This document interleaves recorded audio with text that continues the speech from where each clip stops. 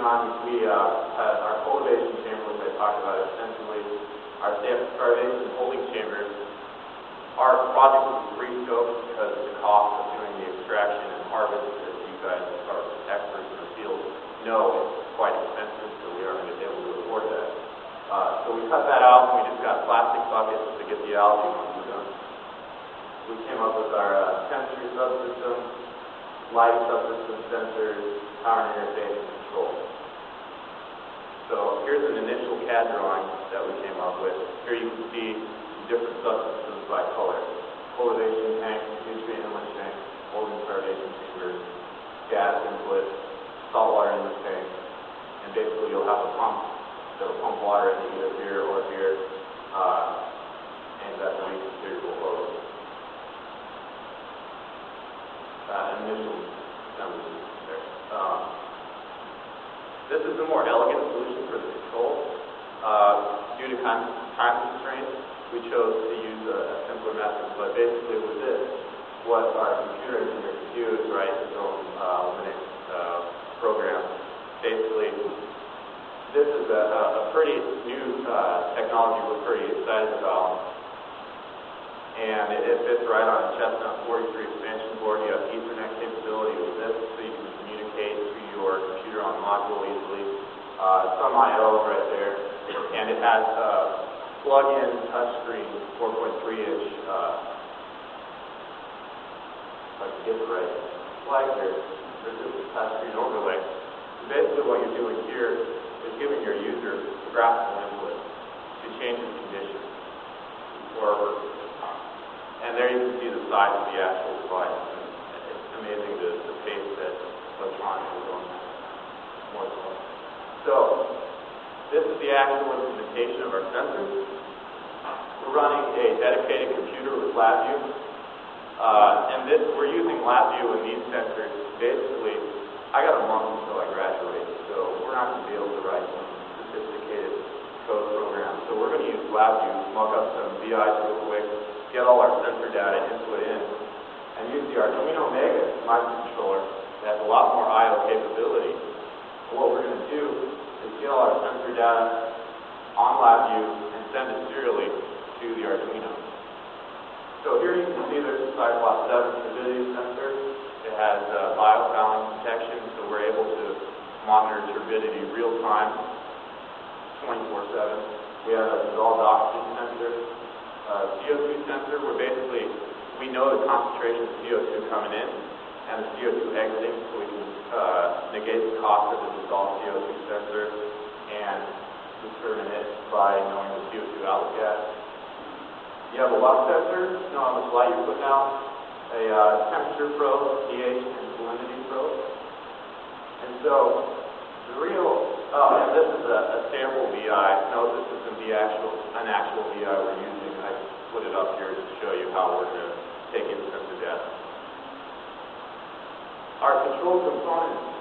This is a pretty cool device that I think you guys will enjoy if you haven't heard of it. Basically, instead of using your regular power transistor, power relay, and making your own board, National Control Devices make these relay control power output boards. So what's going to happen is our Arduino basically takes that sensor data, checks the condition, and then updates the condition. And all you're doing is sending a single signal to control your mass flow controllers on or off, and those are fed to a proportional gas mixture. You control your magnetic stir, which will condition the saltwater inlet chamber. Basically, it's a magnetic stir bar. You have your Home Depot water pump salt water. You have 3 solenoid valves and a cartridge heater right here. And we have a chiller in the lab at you in case we need cooling. This is a good feature right here, an uninterruptible power supply. So we ensure that it's not a very expensive component. We ensure that even in a power outage happens more often than you think, we'll still be collecting data. Like I said, the programming algorithm, sensor in, check conditions, update controls. And so here's a semi-finished EC specification. And basically, the things to know are you're getting sensor data in to your computer, and and the Arduino is controlling all of these things. And these 4 things have battery-backed power. So basically, you lose power to these when you run into a power outage, but you still collect all your data. Another really cool feature is these photosynthetically usable radiation feedback from your turbidity measurement. So basically what that means is if your algae grows, you're going to know through some of your turbidity sensor, so you can increase the lighting. You can maximize the power usage and also vary the photo flashing and photo period. There's solid research on this, so it's something that has to be determined experimentally. There's a ton of harvesting techniques. I just wanted to show one of them that I thought was pretty neat. You vary an electromagnetic field and you get some polarization on the cell membrane. You stretch it out and rupture it, and you release the lipids and take some pictures of how that works. That's from the electromagnetic lab. And what do I see for the future of algae? I think I have a sincere belief that this technology is going to change the world. I mean, you think about energy independent countries, no foreign oil dependence. You think about your ability in your own backyard to produce your own transportation fuel. Is going to bring on an era of transportation freedom and increased mobility. And one thing that we really need to address is the aging power grid. Like, we talked about earlier, the USDA, we have, most of our components are over 50 years old, they're antiques, and it hasn't been designed for utilization with these renewable energy sources. So another project I'd like to point out, and both these marketing summaries are distributed on these tables, is the smart grid simulation software that another team at DU is working on.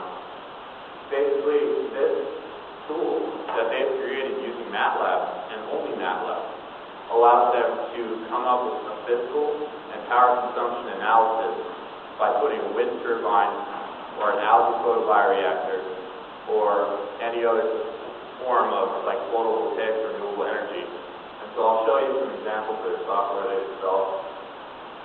You got our campus map here, engineering way over here. Anyway, you can pick which buildings you want to alter, and then pick if you want to do an energy or physical analysis. Basically update all these conditional variables, what type of wind generator or solar generator you want to put in.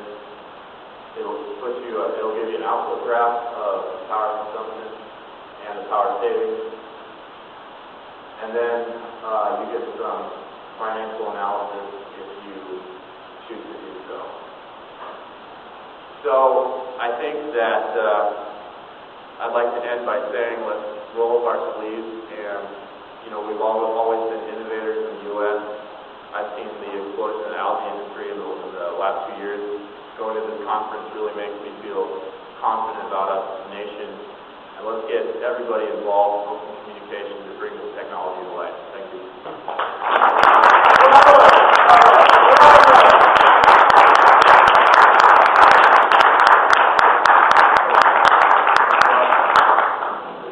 Good job. Anybody have any questions for Claus? Go ahead. What are you going to do with that wonderful bioreactor when you're done with it? Basically, we're designing it for a PhD student. And, so I completely missed this part. If you characterize completely the genetic and environmental conditions to optimize whatever parameter you're trying to grow with your algae, like your jet fuel, your oil, your diatomaceous earth, what you can do is then you have an established procedure, you have an established engineering process to develop a photobioreactor. That way, there's 100,000 species that we know of but haven't characterized as algae. There's a lot of unlocked potential in that algae. So this photobioreactor, you could design similar ones optimized for other algae and rapidly characterize all the algae strains to basically have new technology we haven't thought about yet. Great job. Thank you.